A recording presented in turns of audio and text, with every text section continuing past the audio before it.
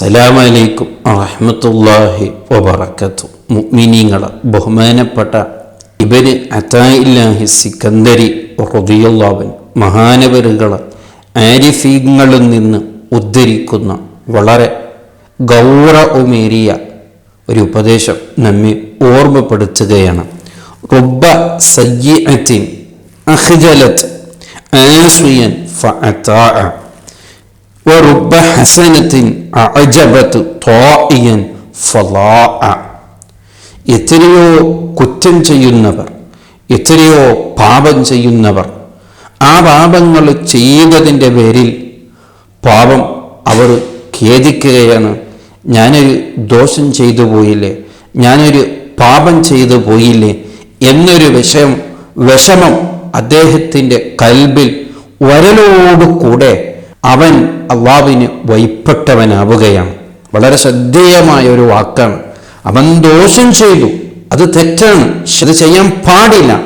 എന്നാലും ആ ദോഷം ചെയ്തതിൻ്റെ ശേഷമുള്ള അദ്ദേഹത്തിൻ്റെ മാനസികാവസ്ഥ വല്ലാത്ത വേജാരിലാണ്, വല്ലാത്ത വിഷമമാണ്.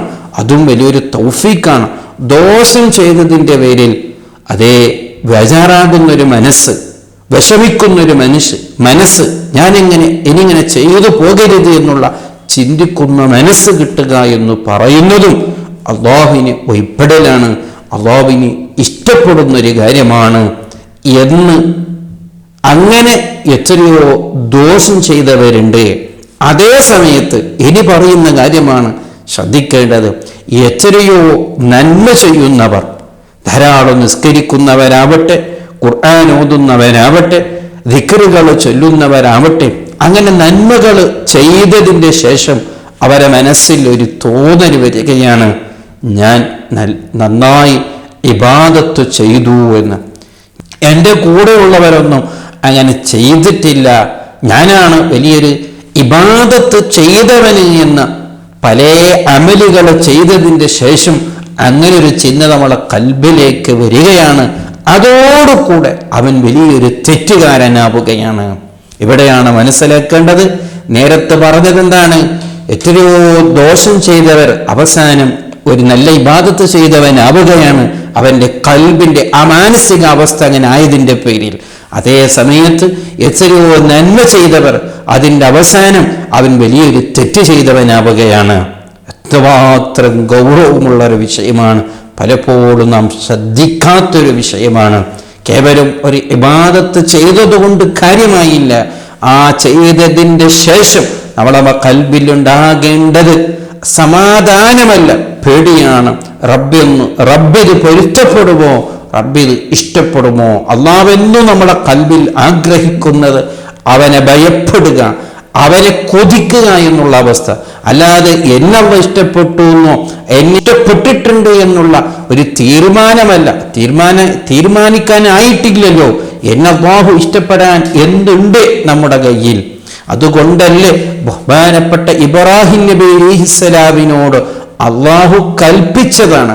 അള്ളാഹുവിൻ്റെ ഏറ്റവും മഹത്തരമേറിയ കഅബ ഷരീഫ് അവർ പുനർനിർമ്മാണം നിർമ്മിച്ചപ്പോൾ പോലും ഇബ്രാഹിം നബി അലൈഹിസ്സലാം അവിടുന്ന് സന്തോഷിച്ചതല്ല, എന്നെ കൊണ്ട് അള്ളാഹു ഇങ്ങനെ ചെയ്യിപ്പിച്ചു, അപ്പൊ ഞാനാണ് വലിയ അള്ളാഹുവിന് ഇഷ്ടപ്പെട്ട ഒരാള് എന്ന് ചിന്തിക്കുന്നതിന് പകരം അവിടുന്ന് ചിന്തിച്ചത് റബ്ബനാ തഖബ്ബൽ, അള്ളാഹുവേ ഇത് നീ സ്വീകരിക്കണേ എന്ന സ്വന്തത്തിലൊരു അഭിപ്രായ പ്രകാരം ചെയ്തതല്ല, അല്ലാതെ വേറെന്തോ ചെയ്തതുമല്ല. അള്ളാഹു കൽപ്പിച്ചത് ഏറ്റവും വലിയ ചെയ്യേണ്ട ഒരു കാര്യം അള്ളാഹു ഇബ്രാഹിം അലൈഹിസ്സലാമിനെ കൊണ്ട് ചെയ്യിപ്പിച്ചപ്പോൾ പോലും അവിടുന്ന് ബഹുമാനപ്പെട്ടവർ ദ്വാരുന്നത് റബ്ബേ ഈ അമലൊന്ന് സ്വീകരിക്കണേ എന്ന. എന്തുകൊണ്ടാണ് അങ്ങനെ ദ്വാർക്കാനുള്ള കാരണം? റബ്ബിന് ഞാനൊന്നും ആവശ്യമില്ല, ഇതിനെ പുനർനിർമ്മിക്കാനൊന്നും റബ്ബിന് ഞാൻ വേണ്ടതൊന്നുമില്ല. പക്ഷേ എന്നെ കൊണ്ട് ചെയ്യിപ്പിച്ചു, അത് എൻ്റെ ഭാഗ്യമാണ്. അത് ഇനി ചെയ്തതിൻ്റെ പേരിലും അള്ളാഹു സ്വീകരിക്കണമെന്നില്ല. എൻ്റെ കൽബിൽ ആ ഇഖ്ലാസും ഈമാനും അത് കുറവായതിൻ്റെ പേരിൽ, അതിൽ എന്തെങ്കിലും ഒരു കോട്ടം വന്നതിൻ്റെ പേരിൽ ഇതെല്ലാം വെറുതെയായി പോകുമെന്ന് ബഹുമാനപ്പെട്ടവർക്ക് അതിനെക്കുറിച്ചുള്ള വിവരമുള്ളത് കൊണ്ടാണ് ബഹുമാനപ്പെട്ടവർ അങ്ങനെ ദ്വാരുന്നത്. അതാണ് ബഹുമാനപ്പെട്ടവർ ഈ ഉപദേശത്തിലൂടെ നമ്മെ പഠിപ്പിച്ചത് എത്രയോ ദോഷം ചെയ്യുന്നവർ അവസാനം വലിയ ആ ദോഷം ചെയ്തതിൻ്റെ പേരിൽ തന്നെ അള്ളാഹുവിൻ്റെ അടുക്കൽ അവർ എത്തിപ്പെടുകയാണ്. അള്ളാഹു ഇഷ്ടപ്പെട്ടവരാളാവുകയാണ്. കാരണം അയാളെ മനസ്സിൻ്റെ ആ അവസ്ഥ മനസ്സിലാക്കിയിട്ട് അതേ സമയത്ത് എത്രയോ ഇബാദത്തുകൾ ചെയ്യുന്നവർ ആ ഇബാദത്ത് ചെയ്തതിൻ്റെ അവസാനം അള്ളാഹു പൊരുത്തപ്പെടാത്തൊരവസ്ഥയിലേക്ക് എത്തിപ്പെടുകയാണ്. സൂക്ഷിക്കുക, വളരെ സൂക്ഷിക്കേണ്ട ഒരു കാര്യമാണ്. അല്ലാഹു സുബ്ഹാനഹു വ തആല ആ നല്ല ഇഖ്ലാസ് തന്നവൻ നമ്മെ അനുഗ്രഹിക്കട്ടെ. അസ്സലാമു അലൈക്കും വറഹ്മത്തുള്ളാഹി വബറകാതുഹു.